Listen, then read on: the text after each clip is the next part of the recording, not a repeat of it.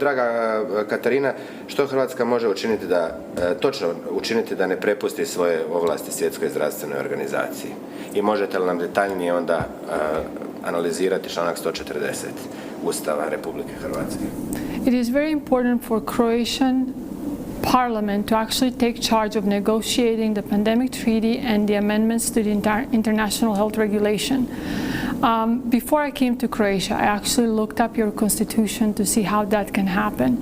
Currently, the European Union is actually negotiating these things for most of the member states, but according to the constitution of Croatia, there is an international agreements section of the constitution, and the article 140 says that any kind of international agreement, amendments, treaties have to go through the Croatian parliament if they are discussing any changes in financial situations. So it has to go through the parliament and then be ratified with the vote of the members of the parliament, and 2/3 have to say yes for it to pass. The reason this is important, the amendments to the international health regulation and the pandemic agreement or the treaty of the World Health Organization that they are going to try to pass in May of next year. The way they are written, if we have another emergency, another health emergency, first of all, these amendments would give additional powers to the Director General. Director General of the World Health Organization would then be able to declare an emergency or concern, health concern in a region. Once that's triggered, it triggers the whole new set of directions from the World Health Organization. In the past, these used to be just suggestions. If this happens, do this. If this happens, do that. But the amendments are going to change that. These actually are going to be orders. They're going to be obligations. So if there is another pandemic, everyone talks about disease X or climate change or whatever. Whatever they decide that we're in danger of, they can actually decide to lock us down. They can decide new treatments. They can decide different tests like PCR, new vaccines. They can institute travel passports, so you can't travel from the country to country unless you had the vaccines or whatever they want us to do. The reason this is important because the country itself is not going to have a say in it. So Croatian Parliament has to actually say to the European Union, thank you for all you're doing, but we will decide if Croatia will actually participate in this. The critics of the World Health Organization, and obviously I'm a critic of World Health Organization, we actually believe very strongly, and you can see this in their amendments, that if you allow the World Health Organization to mandate how you're going to do things, they actually can't take the sovereignty of your nation because your citizens are not going to be able to say no. Your government is not going to be able to say no. You're going to have to comply.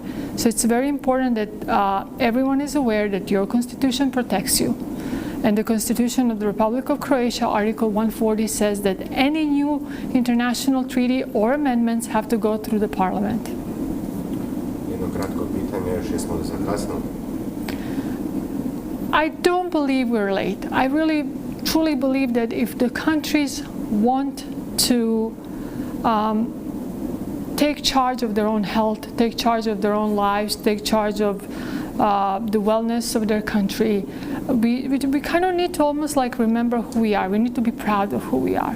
Obviously, I was born in Croatia and now I live in the United States, and I'm proud to be an American, but I'm always going to be a Croatian.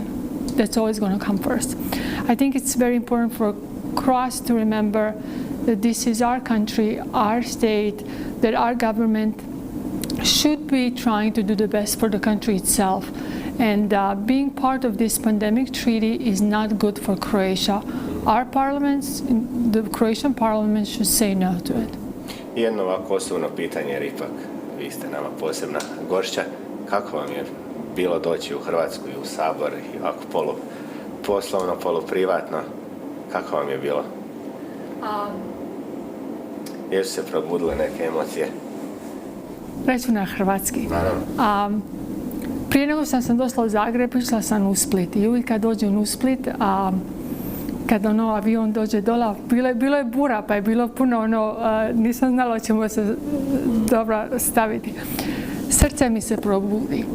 Zato što Hrvatska, Amerika je super zemlja, stvarno je bila meni dobra.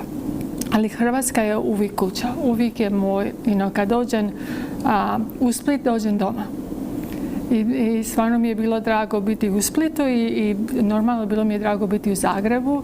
I stvarno sam, hoću reći hvala ovim političarima što su nam dali da dođemo u Saboru. Jer ovo što se dešava u svijetu je stvarno važno sada. Sada smo odmah kao na dvi road, ne znam kako se reče, ali moramo odlučiti šta nama važno. I nama je važno naša budućnost, naše djece. Moja su djeca rođena u Americi, ali Hrvatska će uvijek njima biti dom. Tako da puno mi je bilo dobro doći doma. Evo ja mogu reći da vas Hrvatska treba i da čak i molim da dođete i da stvarno pomognete nam, jer nije lako. Hoću, Hrvatska me zove doma. Hvala vam najljepše.